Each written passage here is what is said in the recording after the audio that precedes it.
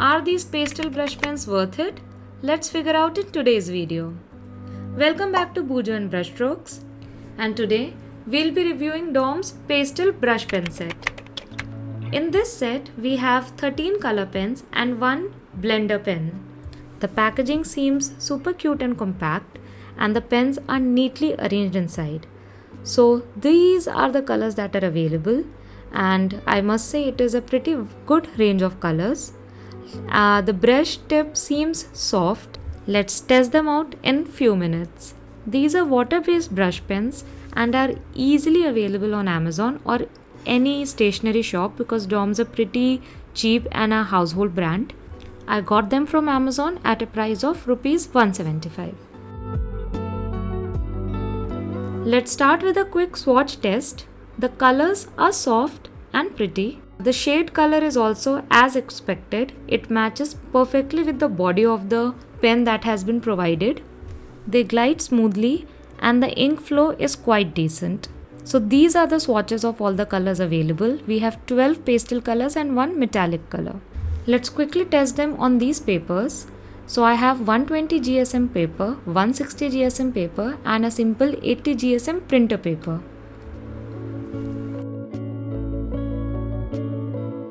Let's check if they bleed. So 120 GSM and 160 GSM paper have no bleed, but the 80 GSM paper does have some bleed. Now let's try layering these colors. I am just using the same color and put double layer of it.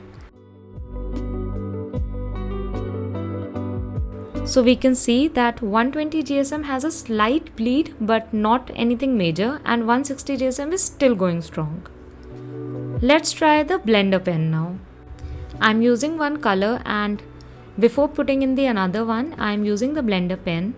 Now going in with the next color, and the blender pen does help a little, but I would say that it's not very smooth, like you can't expect watercolor level result.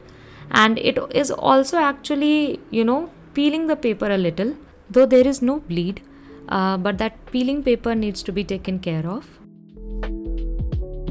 Just a small reminder that if you like my content, you can follow me on Instagram. I like to organize my brush pens on a stand where I can see them and use them as and when I need. Let's sketch out a simple macaron stack and test our brush pens on it.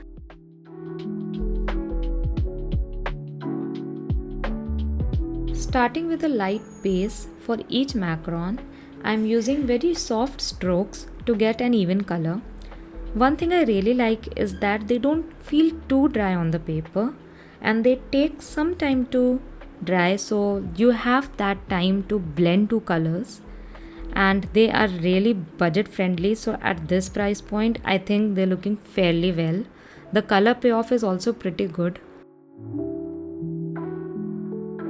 The pens definitely have a buildable color. You can layer it, and one thing I can see is that if one color is not completely dry, if you start using another one close to it, it will bleed into it again because it takes a little while to dry, so you have to keep that in mind. They have the capability to give us very smooth and very pigmented finish, so that's a really good thing.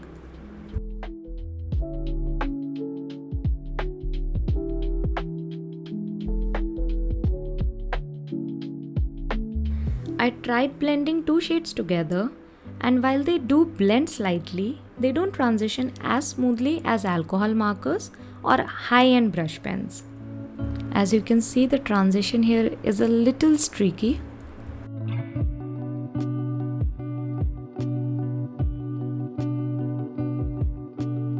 Since they do not have a fine tip, smaller details can be a little tricky, but using the very tip of the brush nib helps.